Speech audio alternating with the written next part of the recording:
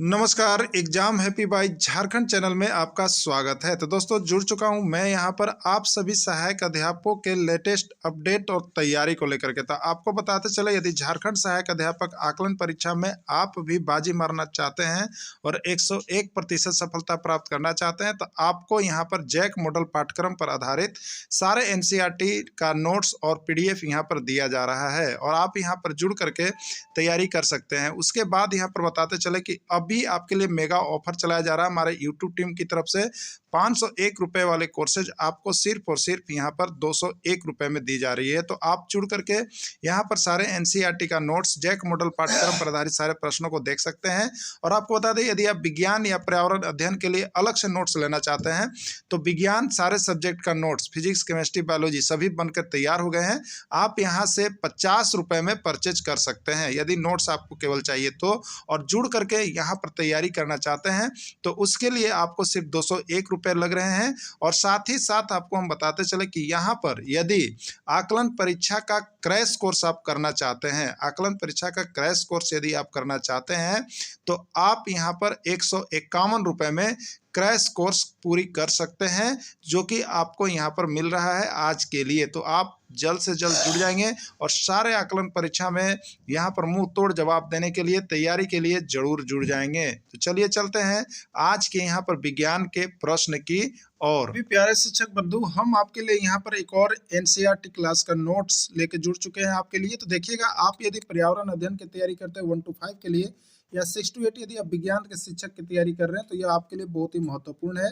तो class 8 exercise 1 का ये नोट्स होगा आपके लिए, ठीक है। तो आप सभी क्लास 8 का शुरू हो गया है। इसके पहले यदि आपने क्लास 6 और क्लास 7 का नोट्स नहीं देखा है तो क्लास 6 और 7 का पूरा विज्ञान का या कह लीजिए पर्यावरण अध्ययन का पूरा नोट्स पीडीएफ आपको दे दिया गया है। तो जो अभी तक परचेज नहीं किए हैं वो यहाँ से परचेज कर सकते हैं, जो आपके जैक मॉडल पाठ्यक्रम पर आधारित होगा, क्योंकि जैक की तरफ से स्पष्ट यह बातें कही गई है कि पाठ्यक्रम पर आधारित 70% प्रश्न होंगे। ये पाठ्यक्रम पर आधारित का तात्पर्य है कि आपके टेक्स्ट बुक पर होंगे। तो जो भी टेक्स्ट बुक का नोट्स लेना चाहते होंगे अभी कभी संपर्क करके यहाँ से ले सकते हैं और लाइफ टाइम जब तक परीक्षा नहीं होती तब तक जुड़ के पढ़ सकते हैं। तो चलिए यहाँ पर टेक्स्ट बुक पर आधारित क्लास 8 एक्सरसाइज 1 का नोट्स हम लोग देखते हैं। तो सबसे पहला प्रश्न है इसमें, सर्वप्रथम कोशिका का खोज किसने किया? सर्वप्रथम कोशिका का खोज किसने किया, ठीक है।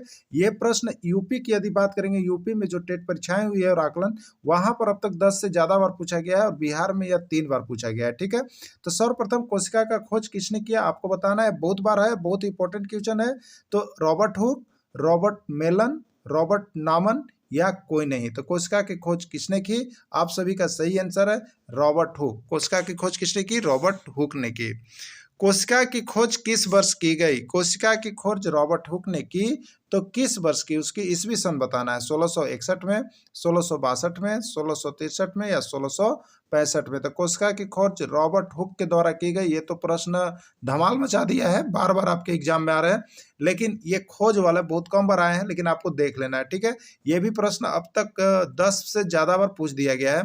तो कोशिका की खोज कब हुई, किस वर्ष की गई, तो वो आपका ईस्वी सन है 1665 ईस्वी में। कब की गई? 1665 ईस्वी में। सजीवों के शरीर की सबसे छोटी रचनात्मक और क्रियात्मक इकाई को क्या कहते हैं? देखिए एकदम ध्यान दीजिए, ये प्रश्न 1001 बार अब तक आपको पूछा गया है पर्यावरण अध्ययन के अंतर्गत और विज्ञान के अंतर्गत भी, ठीक है।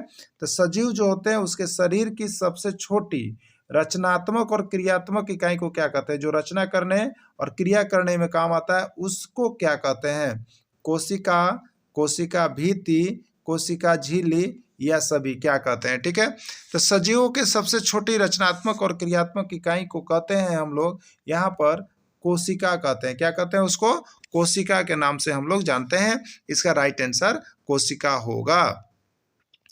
किस कोशिका का आकार सबसे छोटा होता है? किस कोशिका का आकार सबसे छोटा होता है आपको बताना है। माइक्रोप्लाज्मा, शुतुरमुर्ग, तंत्रिका कोशिका या कोई नहीं, ठीक है। तो ये माइक्रोप्लाज्मा जो आपका कोशिका है इसका आकार क्या होता है? सबसे छोटा होता है, 1 माइक्रोमीटर तक होता है। तो इसकी लंबाई देखिए यहाँ पर दिया हुआ है, माइक्रोप्लाज्मा है, राइट आंसर ए है। और इसकी लंबाई 0.1 माइक्रोमीटर तक होता है। सबसे बड़ी कोशिका किसकी होती है? सबसे बड़ी कोशिका किसकी होती है? माइक्रोप्लाज्मा का, शुतुरमुर्ग का, तंत्रिका कोशिका का या कोई नहीं। ठीक है, तो आप लोग इसमें देख रहे होंगे, आपको समझ में आ रहा होगा कि सबसे बड़ी कोशिका जो होती है वो देखिए यहाँ पर आपको शुतुरमुर्ग का होता है। किसका होता है? शुतुरमुर्ग का कोशिका होता है। इसका लंबाई जो है आपको हम बता दें, देखिए इसकी लंबाई जो है 17 सेंटीमीटर होती है। इसकी लंबाई कितनी होती है? 17 सेंटीमीटर। और चौड़ाई की बात कर ले तो चौड़ाई 13 सेंटीमीटर होता है। इसलिए शुतुरमुर्ग जो होता है, शुतुरमुर्ग की कोशिका जो होती है वो सबसे बड़ी कोशिका कही जाती है। इसकी लंबाई 17 और चौड़ाई 13 होगा। मानव शरीर की सबसे लंबी कोशिका का नाम क्या है? मानव शरीर की सबसे लंबी कोशिका का नाम बताओ। मानव शरीर की सबसे लंबी कोशिका का नाम बताओ। माइक्रोप्लाज्मा, शुतुरमुर्ग, तंत्रिका कोशिका या कोई नहीं। ठीक है, तो देखिए मानव शरीर की जो सबसे लंबी कोशिका होती है, जो मानव शरीर, तो आप देखते होंगे तंत्रिका, इसमें एक चीज नाम आ रहा है तंत्रिका कोशिका। ठीक है, यही वो तंत्रिका कोशिका है मानव शरीर की जिसकी सबसे लंबी कोशिका होती है। तो सबसे लंबी कोशिका किसकी होती है? तो तंत्रिका कोशिका की होती है। इनकी लंबाई कितनी होती है? तो लंबाई की बात करेंगे तो इसकी लंबाई जो है 1 मीटर तक होती है। इसकी लंबाई कितनी होती है? 1 मीटर तक होती है।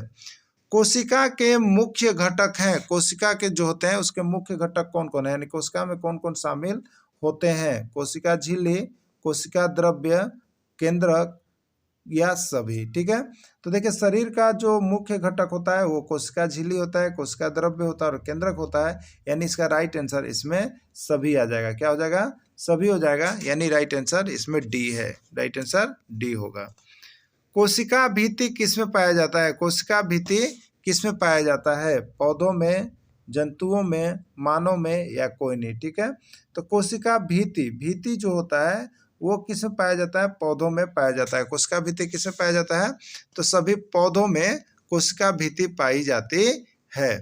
अगला प्रश्न है, क्लोरोप्लास्ट किसमें पाया जाता है? क्लोरोप्लास्ट किसमें पाया जाता है? बहुत बार आया प्रश्न, 1001 बार के। क्लोरोप्लास्ट किसमें पाया जाता है? पौधों में, जंतु में, मानव में या सभी में। ठीक है, तो आपको बता दें क्लोरोप्लास्ट जो होते हैं, जो हमारी पत्तियां होती है, हरे रंग की पत्तियां होती है, उसी को क्लोरोप्लास्ट जो है बोला जाता है।